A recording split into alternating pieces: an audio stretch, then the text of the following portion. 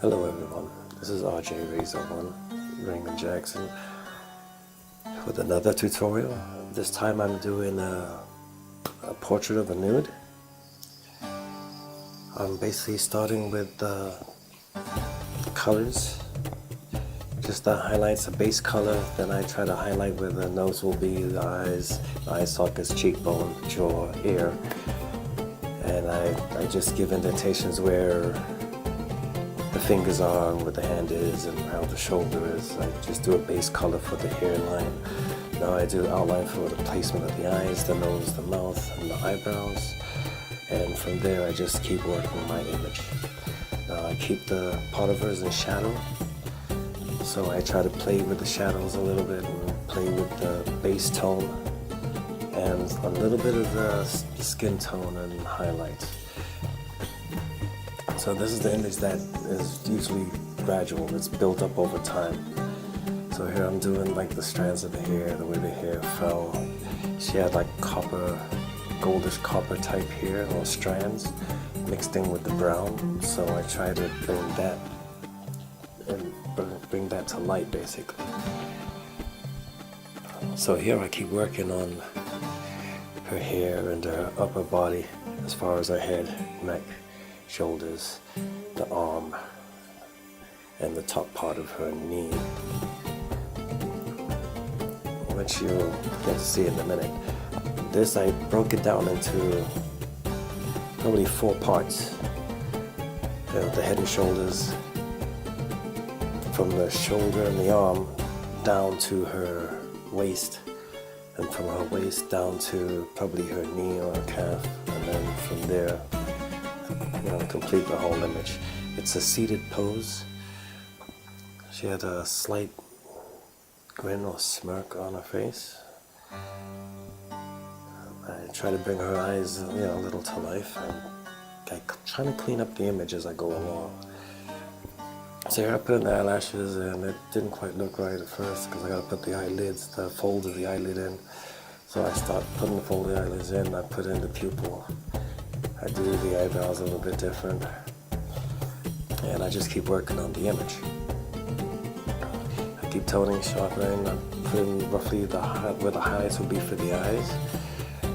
I bring out more of the shape of the nose and the curvature of the nostrils, the cheekbone, the muscles around the mouth, and the lips. Here I continue to work on the shadow in her eyes, and I'll bounce around the image till I get her looking the way she looked in the actual photograph.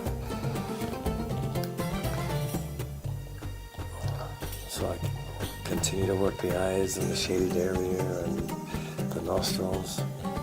I try to bring down the strands of the hair and darken the tone in certain areas, because certain areas were brown, certain areas were had a gold tone, but it was more copper than anything else. So I try to keep her hair that copper.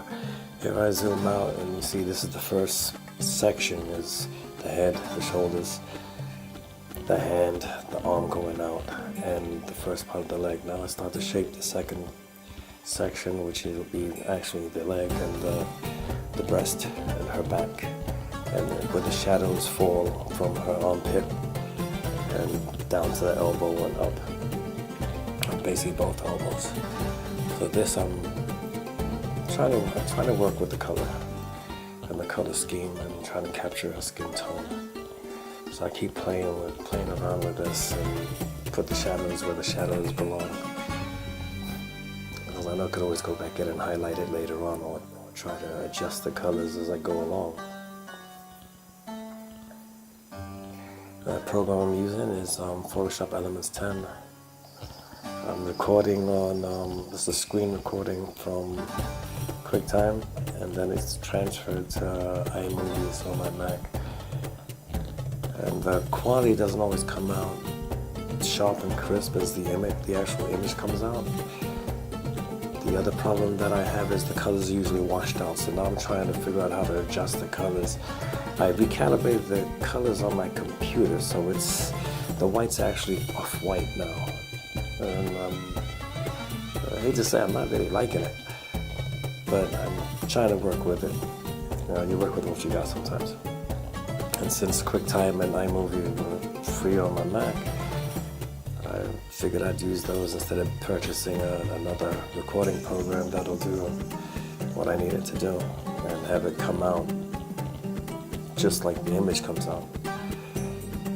So here I'm making my eyes look a little more realistic and glassy. The eyes and the lips, the nostrils, cheekbones. I'm trying to get everything to pop. So I'm adding little highlights here and there, especially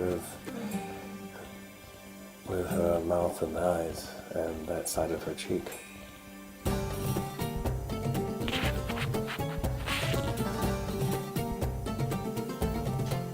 Right now working on her hand, trying to bring her hand out for the foreground and leave certain sections in shadow.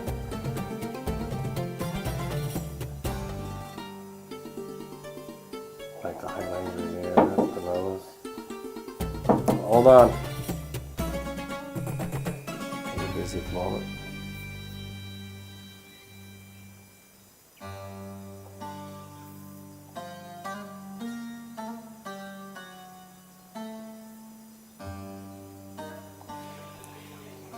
So we got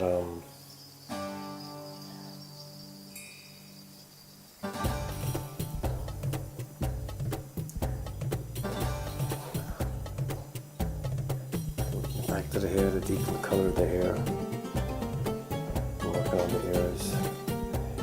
Trying to clean the image up as I go along and give the lips a little more texture, because the lips are not really smooth. They usually have creases and indentations in them. Even though they're subtle and soft, they stand out in certain lighting. So as I move along, you can see that she's coming more and more to life. It looks a little more and more realistic. Even down to the joints of the knuckles, and that was where I basically lost it and had to start over again. So I lost that whole bottom section. So let's see, saw the color change. So I had to redo this whole piece. So here I go redoing the piece, redefining the legs.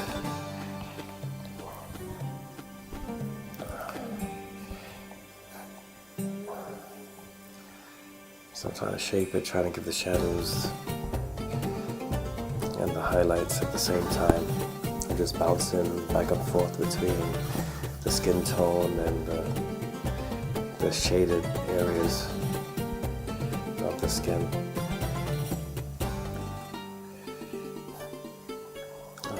She's pretty much done. What's left for this is to start doing what she's sitting on, so she's not just the model floating on nothing. So I do a box type shape.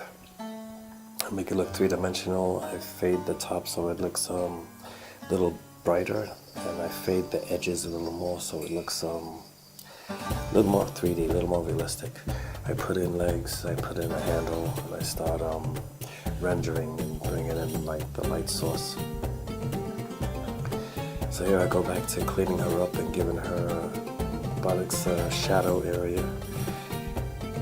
Now I gotta shadow the back legs of what she's sitting on and the back side of what she's sitting on, opposite to where the light source is coming from.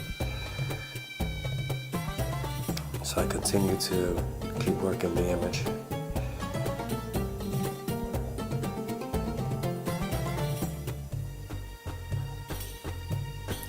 And putting the shadows where the shadows belong and shape her toes. Readjust what she's sitting on because it didn't quite fit where it was. So I adjusted that.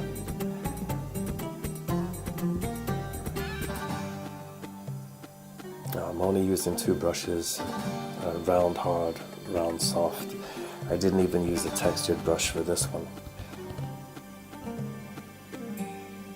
I didn't really see a point in it if I go to texturize her skin when I do the second part of this, then I'll probably use a texturized brush if I want to give her scales or whatever.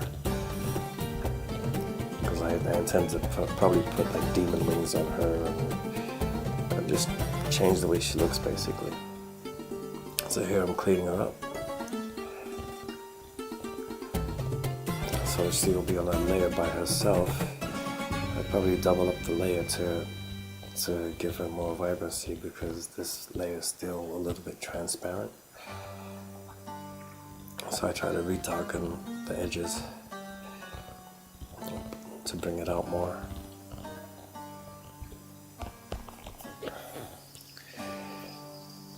So I'm still playing. As you see, the bottom half was a little transparent. That's because the layer I painted on, it was basically transparent. The back layer was the base layer. So without the back layer, the whole thing could fall apart. So I end up refilling in the back layer. And I keep cleaning it up and adjusting it. And that's about it. And thank you for watching.